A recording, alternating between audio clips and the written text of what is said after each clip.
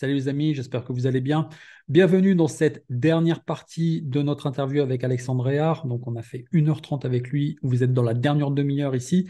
Si vous n'avez pas vu les deux premières parties, puisque c'est la troisième partie, n'hésitez pas à regarder en commentaire. Vous avez en fait dans la description plutôt les liens des deux premières vidéos. Donc c'est mieux de regarder les choses dans l'ordre. N'hésitez pas à nous bombarder de commentaires, puisqu'Alexandre a eu la gentillesse justement de nous partager un petit peu son savoir et ses connaissances. Donc ça serait cool. N'hésitez pas également à me donner des idées d'interviews si vous avez des joueurs que je voulais, avec qui je prenne contact et j'essaye de communiquer. Ça sera avec grand plaisir. On va retrouver Alexandre, mais avant ça, une petite minute pour vous parler vite fait de la Villa Coaching Las Vegas 2024. Donc, j'ai réouvert les inscriptions pour l'année prochaine. Vous allez en fait avoir une description, dans la description, pardon, un lien PDF où vous allez avoir toutes les données justement sur ce que vous pouvez vous attendre à avoir là-bas, les prix, etc., les dates. Vous avez également un post Facebook qui est épinglé, où vous avez les dates également, puis voilà, un petit post où j'explique un petit peu tout ça. Donc n'hésitez pas à aller sur ma page Facebook pour voir et aussi pour prendre contact avec moi justement si vous voulez réserver. Voilà, je ne vais pas faire une pub de 3 ans, vous inquiétez pas, tout est dans le PDF, vous avez vraiment tout ce qu'il faut pour prendre votre décision. Allez, du coup, on retrouve Alexandre. Ciao.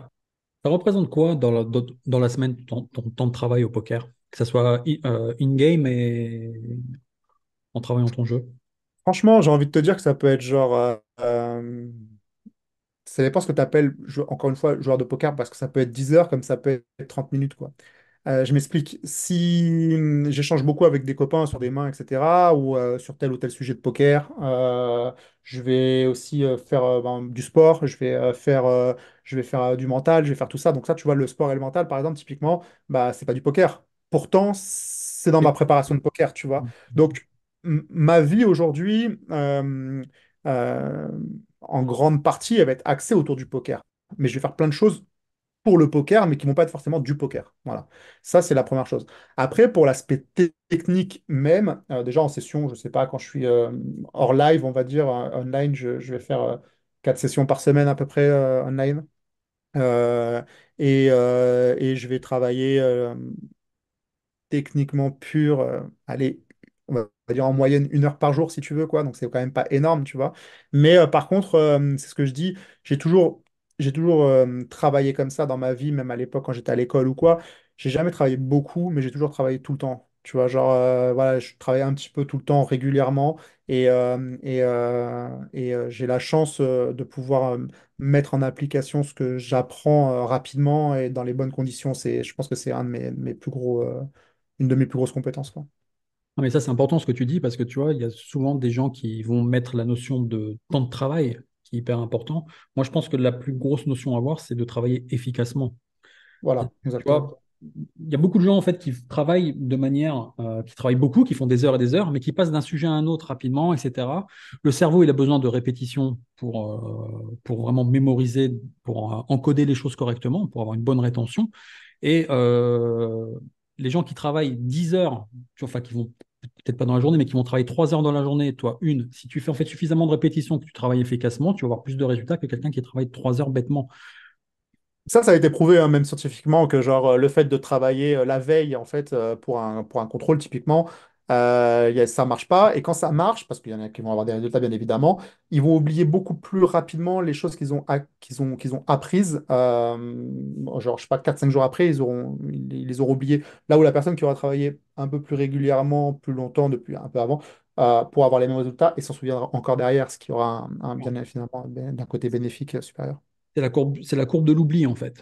Au niveau de la courbe de l'oubli, tu as vraiment de la répétition, fait que, justement, des répétitions espacées, pardon, va faire que ça va s'ancrer, justement, dans tes voies neuronales. Au niveau des neurones, c'est là où, en fait, où il va y avoir entre les synapses, enfin, on va pas rentrer trop techniquement. Au niveau des neurones, tout simplement, tu vas avoir, justement, tu vois, les, les, les voies neuronales Membrane, vont s'agrandir au fur et à mesure que tu vas répéter les choses et que tu vas en fait les ancrer. c'est comme un Et, muscle, quoi. et puis voilà, et puis ça marche en fait en tout est ensemble en fait, c'est en bloc que ça marche. Donc C'est la effectivement, myéline un peu, hein. C'est l'histoire de, c'est la même chose que la myéline, hein. la myélinisation, ouais, enfin la myélinisation, c'est en fait un processus qui va en fait, t'as le neurone, t'as un axone et tu as ce qu'on appelle les dendrites qui va en fait prendre les informations, etc. La myéline, c'est une couche blanche qui va en fait s'entourer autour de l'axone pour en fait parce qu'au niveau de l'axone, tu as les informations qui viennent en fait par un processus électrique. Et ça va en fait accélérer les informations par le biais de la répétition. Ça va aller de beaucoup plus vite justement Voilà.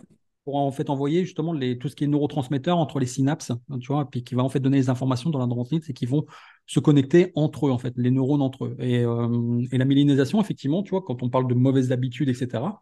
Plus tu vas répéter quelque chose, que ça soit bien ou mauvais d'ailleurs, plus il va y avoir de la myélinisation et ça va être difficile en fait justement de sortir de ces processus-là puisqu'effectivement, on va renforcer nos voies neuronales. Et donc, quand tu as une mauvaise habitude, tu vois, c'est pareil dans l'apprentissage. Si tu commences à prendre une mauvaise habitude, bah, pour l'enlever, bah, c'est qu'elle est myélinisée, en fait, tu vois, au niveau des neurones, bah, ça va mettre du temps.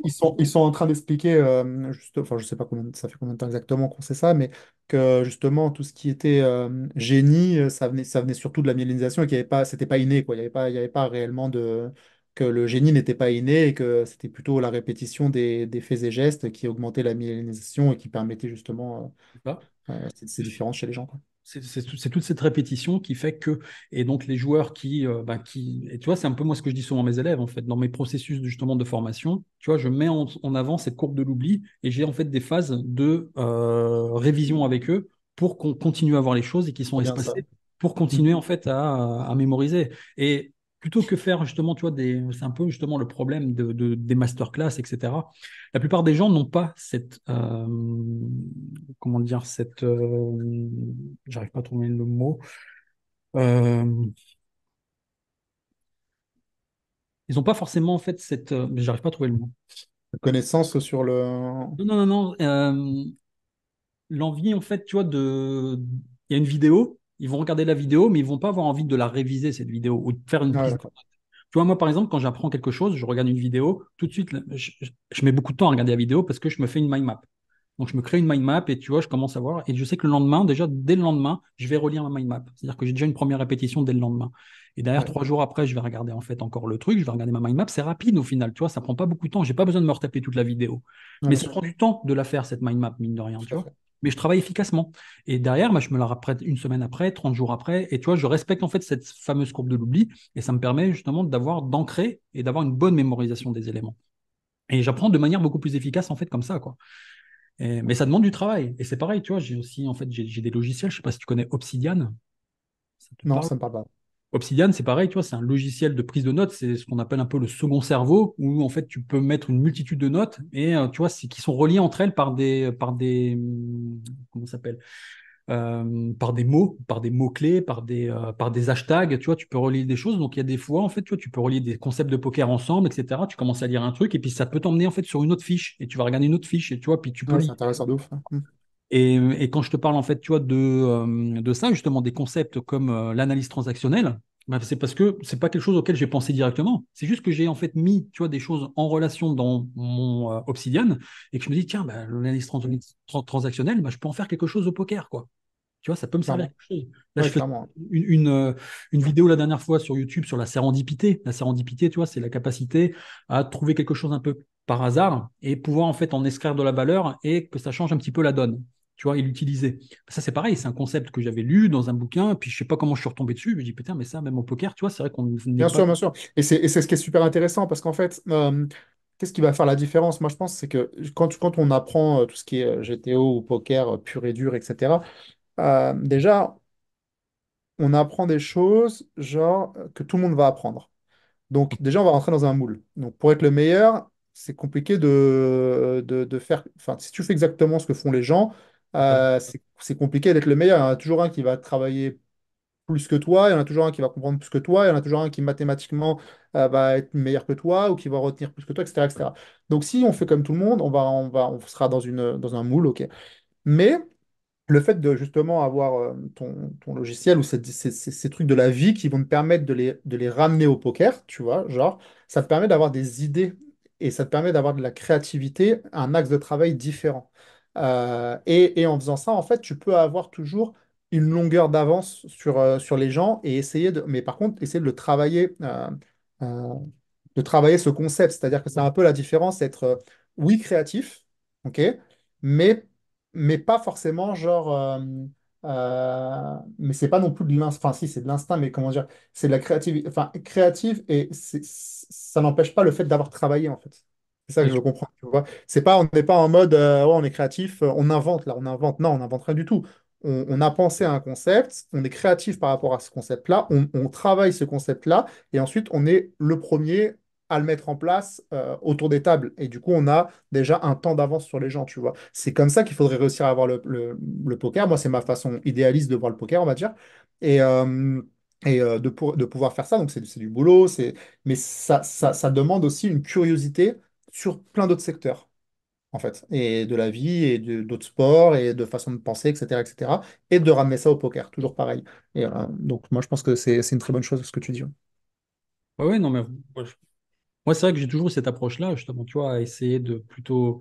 Le côté technique, pour moi, tu vois, les limites où je joue, etc. Déjà, quand tu as les fondamentaux, parce que c'est aussi une vérité, c'est que tu as beaucoup de joueurs aussi, tu vois, qui travaillent le GTO sans avoir même les fondamentaux. Moi, je connais des joueurs qui travaillent beaucoup GTO, ils ne savent pas calculer une cote financière.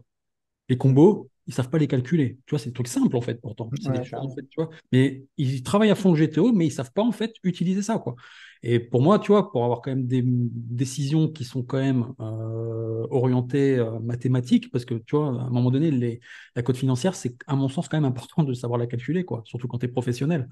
Ouais, Euh, bien sûr, bien sûr. De toute façon, et je trouve que Parce qu'en fait, enfin, ce qui est drôle, c'est que quand on parle avec quelqu'un qui n'a jamais joué au poker ou qui a joué vite fait, etc., il y a deux choses. Soit on te dit, genre, ouais, c'est de la chance, soit on te dit, ah, tu dois être fort en maths. Alors qu'en vrai, les maths de base au poker, c'est très simple, quoi. C'est vraiment genre, enfin, c'est le b.a.-ba. Alors, il y a certaines personnes pour qui ça va être un peu plus compliqué, bien évidemment, parce qu'il y a des gens qui sont plus doués dans d'autres domaines. Mais dans l'ensemble, ça reste des maths vraiment très faciles. Et ensuite, là, j'étais au pur, c'est même pas plus compliqué les maths, c'est juste de la logique en fait. C'est toujours pareil, c'est de la logique, etc. Et ça reste des maths simples d'équité, de range contre range, etc. Mais oui, il n'y a pas besoin de. Enfin, il faut juste, comme tu dis, connaître les fondamentaux, mais ça c'est vrai dans tous les domaines, j'ai l'impression. Et derrière tourner autour et arriver à avoir des axes de pensée et de travail différents, quoi.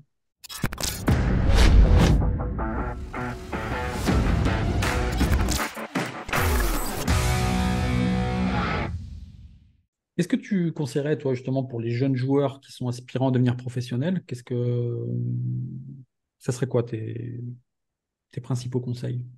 Moi, je pense, dans un premier temps, travailler tout seul et prendre du plaisir, bien sûr, regarder ce qu'ils ont envie de, comment ils ont envie de jouer, de tester eux-mêmes, en fait. Ne pas être, genre, forcément dans un moule, dans un premier temps, quoi.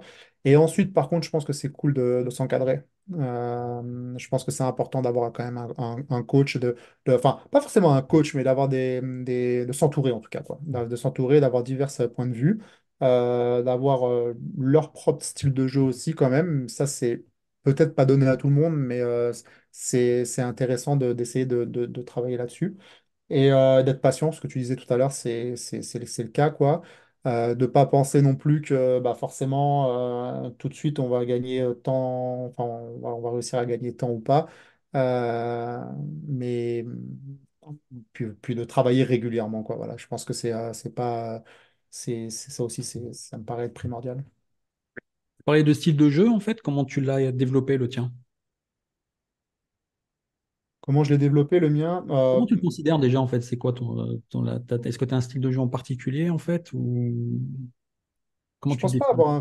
Non, je pense que je suis quelqu'un de manière générale assez empathique, tu vois, qui me permet justement d'avoir les bonnes dynamiques et de comprendre que dans ces spots-là, si tu veux, genre même si les mecs devraient avoir suffisamment de bluff, bah, ils les ont pas, par exemple, tu vois, je te donne un typique. Voilà, après, je pense que pré-flop, je suis plutôt propre, tu vois, je suis pas quelqu'un de très aggro pré-flop, forcément, quoi. Par contre, post-flop, je pense que je suis plus aggro que la plupart des joueurs dans pas mal de spots. Et voilà, donc, mais après, c'est difficile de déterminer un style de jeu. Au niveau de ton agressivité, en fait, post-flop, là, ça m'intéresse. Parce que moi, c'est pareil, tu vois, c'est quelque chose que j'ai beaucoup travaillé. Autant, en fait, tu vois, pré-flop, je suis un joueur de cash game en plus, donc pré-flop, sur les petites limites, etc., ça colle, colle, colle, colle. Et ma créativité, je la développe plutôt post-flop. Et personnellement, je la développe plutôt turn river. Parce qu'effectivement, tu vois, le field, comme tu disais en 2-5, river, ça bluffe quasiment jamais quand tu te fais raise, en fait, tu vois. Donc, je profite souvent de ça. Au niveau de, à ton niveau, à toi, est-ce que c'est aussi efficace ou pas? Non, parce que là, il va y avoir des. Enfin, tu vois, il n'y a pas des patterns aussi grosses, quoi, tu vois. Tu peux pas arriver à dire, genre, river, genre, ça bluffe jamais. Alors, honnêtement, j'ai un peu une anecdote, enfin, pas une anecdote, mais un constat là-dessus, c'est que moi, je vais à Vegas. À Vegas, j'ai beaucoup de joueurs de cash game avec qui je vais en villa. C'est des copains, c'est des très bons copains, avec qui je m'entends très, très bien et tout. Et eux jouent cash game, et ils jouent cash game pareil, 2-5 quoi, tu vois, genre machin et tout. Et donc, j'ai d'autres copains avec qui on fait des tournois, avec qui on échange. Et quand je raconte mes plays, par exemple, très souvent, bah là, ils bluffent jamais. Tu vois, ça va être très souvent parce que parce que c'est les games qui jouent, tu vois. C'est ça, Donc, voilà. Donc, nous, on n'a pas autant de patterns aussi grosses, si tu veux. Tu vois, il n'y a pas de truc où là, ça arrive jamais, là, ça arrive jamais. Non, il y aura toujours, c'est à pondérer et voilà, à extrapoler suivant les plays, quoi, on va dire. Mais, euh, mais par contre, il y a clairement des spots où tu sais très bien, et on le voit avec la database, parce que là, aujourd'hui, justement, tu parles de GTO, mais ce qui se fait de plus en plus, même en limite, c'est la database, quoi. Les gens, ils étudient énormément la database, et la database, ça ment pas, en fait. Tu vois, autant la GTO, elle peut te mentir, autant la database, elle peut pas te mentir, quoi. ça, c'est online, où tu C'est accèdes. online, mais ce que les gens font. Les gens, s'ils le font online, ils vont le faire à quelque chose près en live, ça va pas changer grand-chose, hein. Enfin, les mecs, ils vont jamais bluffer tel ou tel spot, tel typiquement, et ben, il le fera, que ce soit en live ou online, très souvent. À quelque chose près, ça sera la même chose, tu vois. Alors après, il y a l'aspect de En bust tournoi. en live qui fait qu'il va être encore un peu plus tight, ou tu vois, genre machin, ou au contraire, lui qui va comprendre que là, il peut être un peu plus agressif parce qu'en face, il va un peu trop il va un peu trop fall parce qu'il veut pas bust, etc., etc. Mais dans l'ensemble, tu vas avoir des leaks assez récurrents. Mais donc ça, pour moi, c'est primordial, voilà. Mais Ok. T'as l'impression que, il y a une petite différence que je trouve. Alors, autant tu vois, le jeu de tournoi, je trouve que online et en live, c'est quasiment le même. Il y a juste deux différences à mon sens, c'est que le fait que les buy-ins sont un peu plus gros quand même en live, les joueurs ont un peu plus font un peu plus attention à ne pas sortir n'importe comment sur les tournois, selon en fait effectivement les buy-in, hein. Mais même en fait, je te parle des 300, des 500 balles, etc. Tu vois, par rapport au field qui les joue, ils ont quand même l'habitude de jouer des plus petits buy-in, tu vois, online par exemple. Donc quand ils mettent 500 balles sur la table, ils font quand même un peu plus attention. Et aussi cette sorte de, tu vois, je sais pas si tu as cette impression aussi, mais cette sorte de honte qu'on a quand on sort sur un mauvais coup, on fait un peu de la merde, on fait un peu n'importe quoi. Et après, oui, tu ça vois, joue plus, c'est sûr. il faut en fait accepter le regard des autres et tu vois, on passe, Tout à fait. et il y a ces deux éléments-là qui, à mon sens, sont quand même un peu, qui changent un peu la donne au niveau, euh, au Ah niveau bah c'est sûr que tournoi. c'est plus compliqué de bluff en live que de bluff online, par exemple. C'est sûr, tu vois, genre t'es derrière ton écran, tu peux faire, ou même si tu as envie de te croustiller un truc online, et ben, tu vas avoir plus de facilité à le faire que de le faire en live, c'est sûr. Après, tu vois, moi typiquement, il y a plein de joueurs online qui, quand on arrive sur les lives ou quoi, suivant les tournois, on rajoute un pourcentage justement de what the fuck end, tu vois. Et du coup, ça veut dire que, en live, hein, je parle. Donc, Mhm. tu vois, comme quoi, c'est pas tout le temps vrai non plus, quoi. Tu vas avoir aussi des gens qui vont avoir l'habitude juste de faire ça et qui ont envie de faire ça et qui vont pas se gêner, quoi, tu vois. Non, non, mais moi je te parle vraiment de tendance, parce qu'effectivement, de Mm. toute façon, on n'aura jamais une généralité complète à Non, non, 100%. non, non, mais je veux dire, c'est Mais même pris en considération plus dans les bluffs que je sais pas comment expliquer, mais tu vas avoir des spots où bah, ils devraient bluff tel range, par exemple, et ben on va savoir que sur tel buy-in de tournoi, ils vont jamais les bluff, c'est trop technique, entre guillemets, et tout ça. Par contre, ils vont bluff à haute fréquence d'autres mains qui ne devraient jamais bluff et qui vont être des what the fuck hand, tu vois ce qu'on disait. Donc, du ouais. coup, quand tu fais ton équité, bah, tu dois quand même calculer, tu rajoutes, je sais pas, 3-4% à ton call, tu vois, genre si tu veux qu'il soit bon par rapport à ça, ce qui n'est pas négligeable, quoi, tu vois, genre, Ouais, clairement, suivant les profils. c'est vrai. Et tu joues en cash game, toi, un petit peu en live ou pas trop? Je joue que à Vegas quand j'arrive voilà, que à Vegas. C'est le salon de rouge. Parce que, là, tu vois, on disait en fait il y avait peu de différence entre le tournoi online et le tournoi live. Qu'est-ce que tu penses au niveau des différences justement entre le cash game online et le cash game live? Bon, c'est deux jeux complètement différents, hein, c'est deux jeux complètement différents. Euh, alors, il y a une grosse, grosse, grosse différence, c'est que jusqu'à il n'y a pas si longtemps, maintenant c'est un peu faux ce que je vais dire, mais jusqu'à pas si longtemps, il y a des limites online en cash game où tu ne peux pas gagner ou très peu si tu n'as pas travaillé. Contrairement au MTT où je pense qu'on peut quand même gagner avec une certaine logique, jusqu'à un certain buy-in pareil, tu vois, mais bon, voilà. Parce que, pourquoi? Parce qu'en fait, ça va être des gens qui vont jouer tout le temps.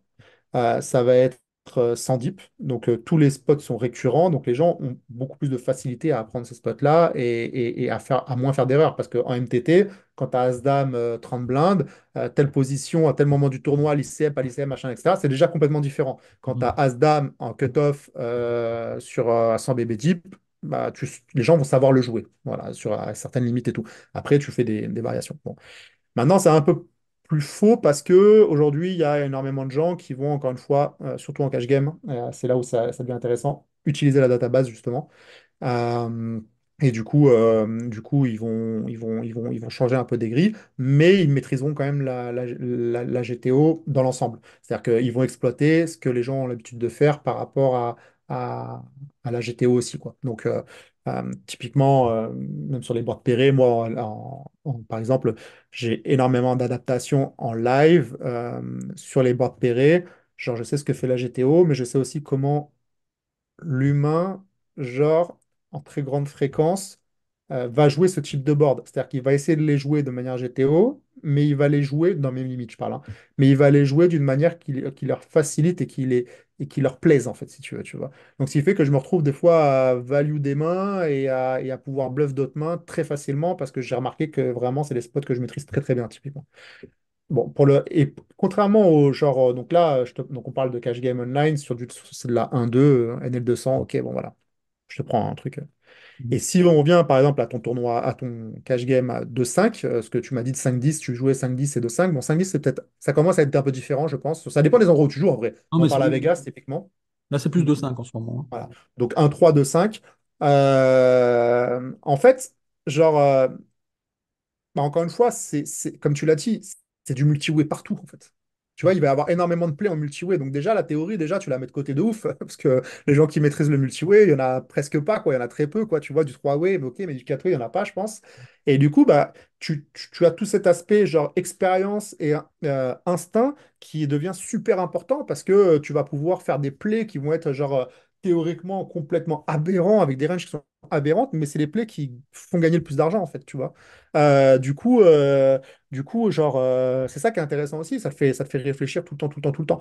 Maintenant, quand tu vas commencer à monter de limites, euh, moi, je connais des joueurs de cash game français qui jouent 10-20, qui jouent des très, très grosses parties. Euh, Techniquement parlant, ils ont taffé, hein. Attention, c'est des mecs qui ont quand même bossé et tout, tu vois, genre, c'est pas... Mais ils sont très loin de plein de joueurs techniques, tu vois, genre, machin. Par contre, ils ont une analyse du jeu. Ils n'ont pas peur de mettre la pression financière aussi, tu vois, d'utiliser leur stack à bon escient, euh, de, de comprendre que dans ces spots-là, bah, il y a beaucoup moins de bluff parce que machin, pareil, c'est l'expérience, l'expérience, l'expérience. Et là, ça devient encore beaucoup, beaucoup plus humain. Et j'ai des copains qui sont très bons, qui jouent online, qui jouent NL 1000 facilement, enfin qui gagnent très, très bien leur vie sur la NL 1000, etc. Quand ils vont jouer la 10-20 en live, eh ben, ils auront. Bon, je suis à peu près certain que sur du moyen terme, ils gagneront sur ces parties-là facilement. Mais ils auront un temps d'adaptation parce que c'est pas le même jeu. Il y a de l'adaptation à faire. Et si les joueurs sont euh, euh, juste bornés sur leur réflexion de NL 1000, ils gagneront, mais peut-être pas beaucoup. Si par contre, c'est des joueurs gagnants de la NL 1000, mais qui en plus humainement ont cette intelligence d'adaptation, là, je pense qu'ils gagneront beaucoup d'argent aussi parce qu'ils sauront en tirer encore plus profit, quoi. Une petite dernière question, si tu veux. Ouais, vas-y, je t'écoute. Euh, Justement, en fait, tu vois, on parlait un petit peu de la camaraderie, etc.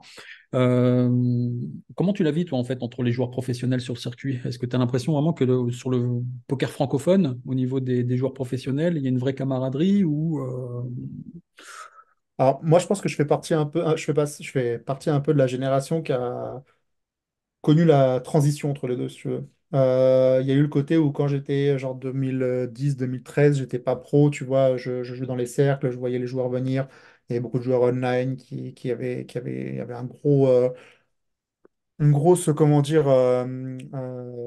opposition avec les joueurs en live et les joueurs online. Les joueurs online qui disaient que les live stars étaient vraiment nuls, les joueurs live stars qui disaient mais eux, ils ont jamais joué, machin, etc. Alors qu'ils avaient un plus gros volume. Enfin, bon, il y avait des incompréhensions qui étaient gigantesques. Et même entre joueurs online, il y avait des clans. Enfin, je me souviens de mecs qui étaient pas contents quand leur pote d'y prenait, presque à dire des réflexions à la con. De tel groupe qui taillait tel groupe parce que machin. Enfin, c'était vraiment genre un peu l'anarchie.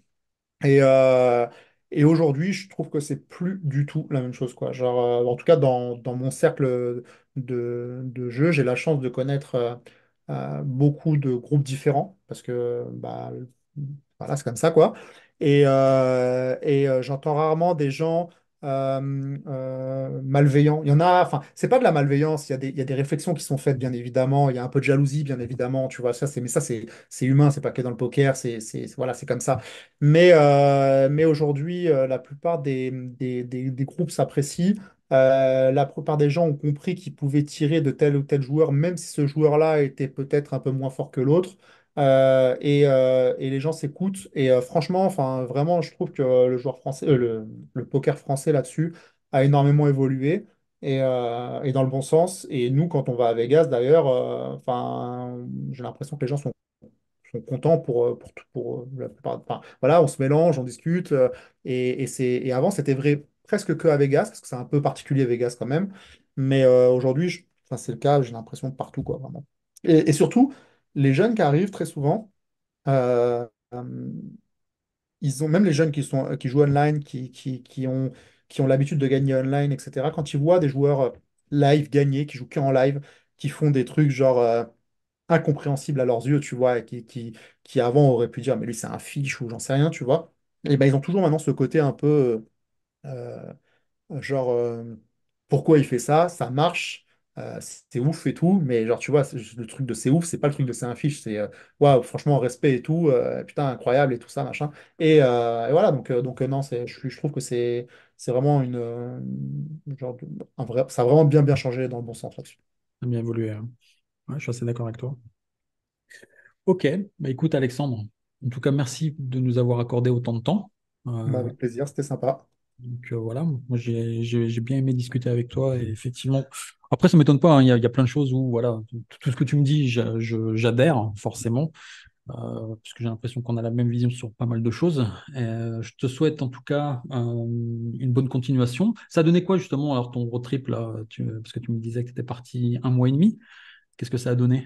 Je suis parti un mois et demi, alors j'ai fait quelques ITM, j'ai pas fait honnêtement trop de performances, j'ai fait troisième sur un 1000 à Paris.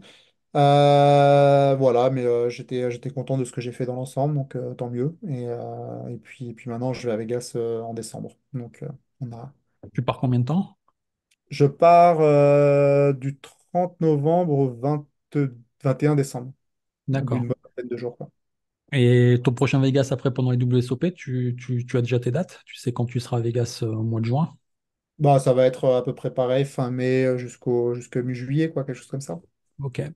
Bah, écoute, moi je serai en fait à Vegas pendant cette période-là aussi. J'y vais du 13 avril au 13 juin. Donc Ah oui, ok. je t'inviterai avec plaisir à boire un petit verre si ça te va. Allez, avec plaisir, ça marche. Je te Ok. recontacte. Merci pour tout en tout cas. Salut, Michael. Ciao. Et puis à bientôt. À À bientôt plus. les amis. J'espère que vous avez Ciao. apprécié. Et puis à la prochaine. Ciao.